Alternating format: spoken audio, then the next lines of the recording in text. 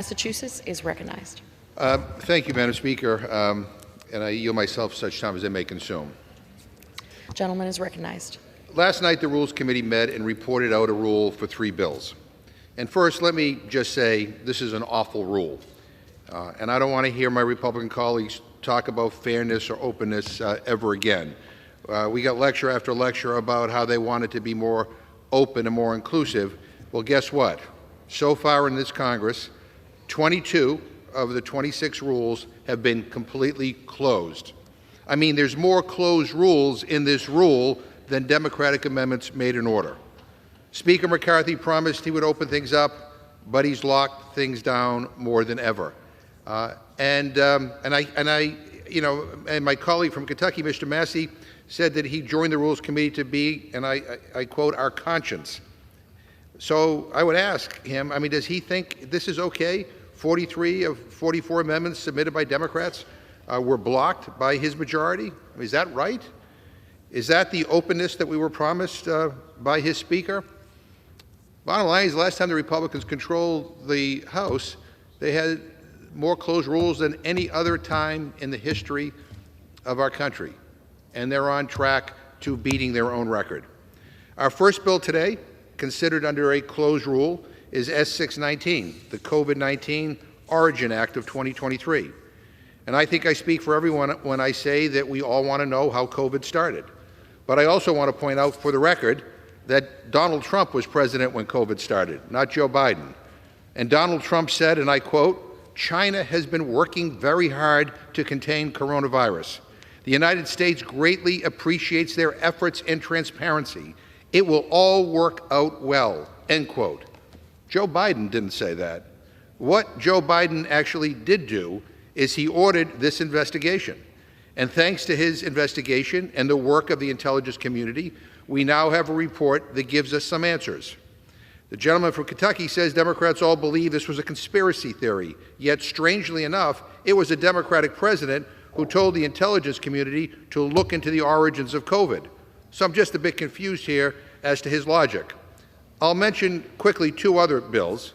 H.J. Res. 27, also considered under a closed rule, seeks to roll back a majority of the protections on rivers, lakes, and streams that have been implemented since the creation of the Clean Water Act. And I find it particularly ironic that Republicans go to East Palestine, Ohio, saying, "We stand with you, we're with you," while here in Congress they're passing a bill that makes it easier for the company that dumped toxic waste into their rivers to get off scot-free. Finally, we have H.R. 140, the Protecting Speech from Government Interference Act, which does not protect free speech from government interference. In fact, it seeks to expand the First Amendment to include Vladimir Putin and the Chinese Communist Party, while telling America's own federal law enforcement agencies that they are now forbidden from even notifying social media companies of attempts by Russia and the CCP to spread propaganda. But there's one more thing I want to bring up today, Madam Speaker, and it's not in this rule, but it's just as important and consequential for our democracy. On Monday of this week, Fox News aired an offensive, dishonest, shameful representation about what happened on January 6, 2021. For nearly an hour, Tucker Carlson said that January 6 was not, in fact, a violent attack on American democracy. In fact, he said it was not an attack at all. He called it a, quote, peaceful sightseeing day, downplayed what happened, tried to sanitize and gloss over the first responders who were attacked and died, called the people attacking our Capitol police officers, and I quote, meek, ran interference for a racist mob that came into these halls that day to overturn an election. And I'm furious, because I was here that day. I was literally in this room. I was one of the last ones off the House floor. I sat in the Speaker's chair that day. I saw how close we came to disaster. And I don't need Tucker Carlson or anyone else to tell me what happened that day. And I'm furious, and I'm not just furious for me. I'm furious for the people he lied to. I'm furious for the memory of the officers he insulted. I'm furious for the police officers who were beaten and injured that day. I'm furious for the staff who thought that they were going to die. January 6th was an attack on our democracy, and now Tucker Carlson has chosen to side with the enemies of democracy. But what's most alarming about all of this, what's most dangerous, is that he was aided and abetted by Republican Speaker of the House, Kevin McCarthy. I have to say, this is a new low. Speaker McCarthy's treacherous decision to coordinate with Tucker Carlson to deliberately distort what happened that day is beyond the pale. And the worst part is the blatant lying. On November 21st, 2020, Carlson said in private text that lies about voter fraud were, and I quote, shockingly reckless, and called the very conspiracy theories he was promoting on the air as insane and absurd to his colleagues.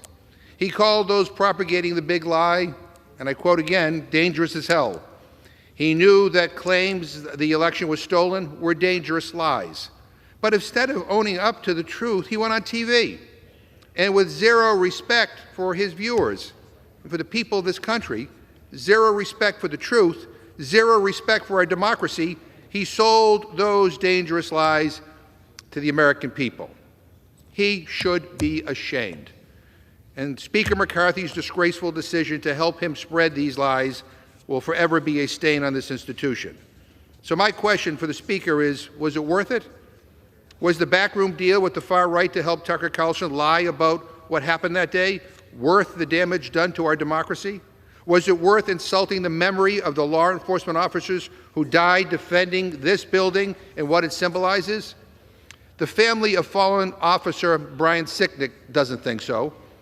I want to enter their full statement into the record today, but our rules prevent me from doing that. So let me just read a part of it here. And I quote, "The Sicknick family is outraged at the ongoing attack on our family by the unscrupulous and outright sleazy so-called news network of Fox News, who will do the bidding of Trump or any of his sycophant followers, no matter what damage is done to the families of the fallen, the officers who put their lives on the line, and all who suffered on January 6th due to the lies started by Trump and spread by sleaze-slinging outlets like Fox," end quote. They go on to say, and again I quote, "Every time the pain of that day seems to have ebbed a bit, organizations like Fox rip our wounds wide open again, and we are frankly sick of it," end quote. That's what Speaker McCarthy is doing here. And it's sick, and it's indefensible, and frankly, I find it disgusting.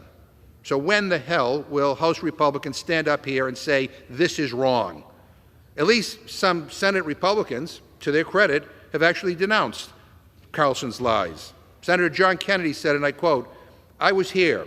It was not peaceful. It was an abomination." Senator Tom Tillis says Tucker's depiction was BS. He called it indefensible. Senator Mitt Romney says you can't hide the truth by selectively picking a few minutes out of tapes and saying this is what went on. It's so absurd. It is nonsense. It's a very dangerous thing to do. But all we get out of this side of the Capitol is deafening silence. And every moment House Republicans do not come out and condemn these evil lies, more damage is done to the fabric of our democracy. Because mark my words, January 6th will happen again if we do not correct the record and tell the truth about what happened that day. It was an attempt to overthrow the government of the United States based on lies spread by the former President of the United States. And so for the sake of this institution, for the sake of the country, it is time to tell the truth. And for my Republican colleagues, it is time for you to condemn these lies. And with that, Madam Speaker, I reserve my time. The gentleman